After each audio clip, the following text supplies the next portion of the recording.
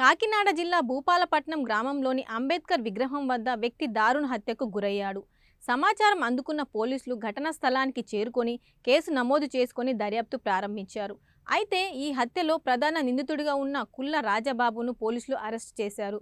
Jaggampeta CI అలాగే Kirlampudi SI మధ్యవర్తులు కలిసి ప్రత్యేక బృందంగా ఏర్పడి కేసును ఛేదించారు. జగ్గంపేట పోవు మార్గ మధ్యలో రామవరం గ్రామం స్టోన్ నెంబర్ వద్ద నిందితుడిని అదుపులోకి తీసుకున్నారు. అనంతరం నిందితుడి వివరాలను డీఎస్పీ హరిరాజు మీడియా సమావేశంలో వెల్లడించారు.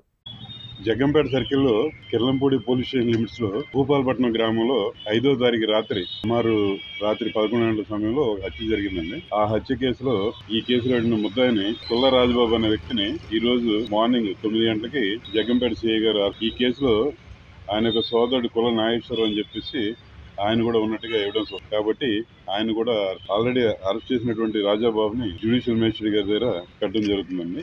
ఆనరబుల్ మేజిస్ట్రేట్ గారి యొక్క ఉత్తర్వుల ప్రకారం రిమాండ్ వెళ్తారు. అంటే వీళ్ళిద్దరికి కూడా వ్యక్తిగత కక్షలు ఉన్నాయండి. లాస్ట్ ఇయర్ కూడా వీళ్ళిద్దరి మధ్యన కొట్లాట జరగడం, అప్పుడులో కూడా ముద్దాయినేమో హత్యా ప్రయత్నం కింద కేసు రిజిస్టర్ చేసి అప్పుడు కూడా రిమాండ్కి పంపించడం జరిగిందండి.